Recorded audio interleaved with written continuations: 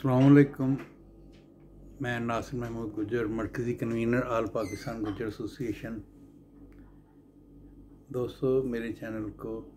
Subscribe करें, like करें, share करें और कमेंट्स करें। मेरे अज़ीम हमवतनों, मेरा ये व्लॉग मुल्क की मौजूदा इलेक्शन के हवाले से जो सूरत हाल बनी है उस पर कुछ गुफ्तगू करना चाह रहा हूँ। दोस्तों, हमारा मरकज़ी इलेक्शन कमीशन इतना जानबदार कि 175 सियासी जमातों में से एक जमात उसको मिली जिसकी रजिस्ट्रेशन उसने कैंसिल की, जिसका इंतखाबी निशान छीना और जिसको ये एक सफ़े का आर्डर देने में उसने 1 हफ़्ता लगा दिया। जबकि एक प्रैक्टिस दहाइयों से ये है, इलेक्शन के हवाले से जो भी डिसीजन होता है सेम डे में उसका आर्डर होता है और सेम डे में जो पार्टी ऊपर अपील में जाना चाहे उसे वो मुसद्दक़ा नकूल दे दी जाती हैं कि अगर इलेक्शन कमीशन के फ़ैसले के ख़िलाफ़ किसी ने अदालत आलिया या अदालत उज़्मा में जाना है तो वो फ़ौरन अपील में चला जाए। ये भी पहली दफ़ा देखा गया है कि 8 दिन के बाद पीटीआई को जो उसका इंतखाबी निशान कैंसिल किया, जो उसकी रजिस्ट्रेशन कैंसिल की, मुसद्दक़ा नकल देने में 8 दिन लगा दिए हैं मरकज़ी इलेक्शन कमीशन में। इससे बड़ी जानबदारी क्या हो सकती है इलेक्शन के हवाले से इलेक्शन कमीशन की। और ये भी हमने पाकिस्तान की जो एक सियासी मुख्तसर सी हिस्ट्री है उसमें पहली दफ़ा देखा है कि DRO डिस्ट्रिक्ट रिटर्निंग अफसर, ERO असिस्टेंट रिटर्निंग अफसर उम्मीदवारों के कागजात नामजदगी जमा नहीं कर रहे, दफ्तर छोड़ के भाग रहे हैं, और एक डिस्ट्रिक्ट रिटर्निंग अफसर या असिस्टेंट रिटर्निंग अफसर के दफ्तर में घुसकर पुलिस नॉमिनेशन पेपर सरेआम छीन रही है, फाड़ रही है, लोगों को गिरफ्तार कर रही है। इससे ज़्यादा जानबदारी क्या हो सकती है, मेरी तो समझ में नहीं आता। अगर मेरे किसी भाई की समझ में ये जानबदारी नज़र ना आए, पहले सुनने में आता था और है भी इसी तरह के इस्टेब्लिशमेंट में के कुछ चहेते होते हैं, और इस्टेब्लिशमेंट का चहेता तो हमें एक ही बंदा नज़र आया है जिसको इस इस्टेब्लिशमेंट ने वज़ीर ख़ज़ाना बनाया, वज़ीर आला बनाया, वज़ीर आज़म बनाया, और उसने बार बार आइन शिकनी की और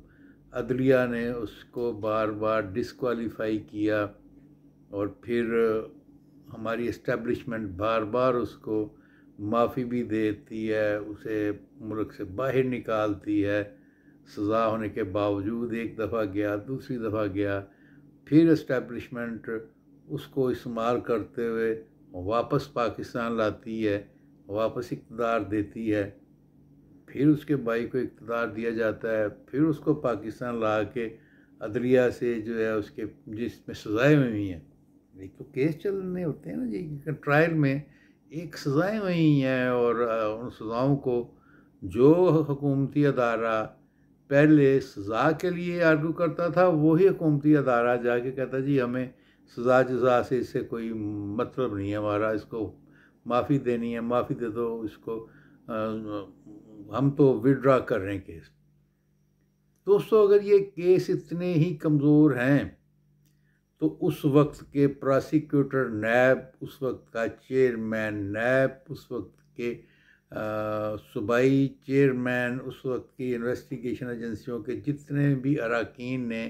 तफ्तीशें की, ये कौम का करोड़ों रुपए ख़र्चा किया, एक इनोसेंट को सज़ा दिलवाई। मैं तो समझता हूँ कि अगर कोई मुल्क किसी मुल्क में कानून होता तो वो इन तमाम जजेस को, इन तफ्तीशी अदारों के बंदों को, उस JIT को, उस सुप्रीम कोर्ट को, उस सेशन जज को वो खड़े करके एक लाइन में उनकी तमाम जायदादें ज़ब्त कर ली जाती, उनके तमाम बेनिफिट्स जो उन्होंने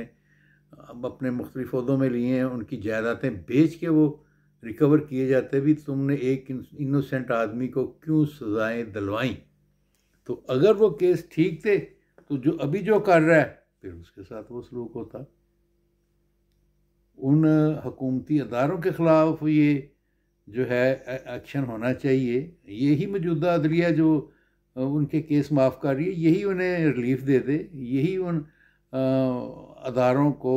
उन जजेस को, उन प्रोसिक्यूटर को, नैब के चेयरमैन को यही तलब करें अदालतें अपने कि आपने ये गलत क्यों केस फाइल किए, जिससे कौम का अरबों खरबों का नुकसान हुआ, लोगों की ज़िंदगी दाव पे लगी और एक बंदे को आपने बार बार हुकूमत से अलहदा करके बार बार मुल्क बदर कर रहे हैं। तो ये मुल्क पाकिस्तान की नेक नामी नहीं हो रही। अगर किसी के ज़हन में, किसी के दिलो दिमाग में ये है कि उनके इस अमल से मुल्क को इनकी नेक नामी हो रही है तो ये खामख्याली है। तो आज की जो मेरी गुफ्तगू है उसके दो पार्ट थे, एक इलेक्शन कमीशन, रिटर्निंग अफसर और एंड पे हमारी अदलिया। तो अब जाके हमारी अदलिया ने इलेक्शन के करीब आके PTI के लिए कुछ बेहतर फ़ैसले, वो भी पेशावर हाई कोर्ट कर रहा है या लाहौर हाई कोर्ट कर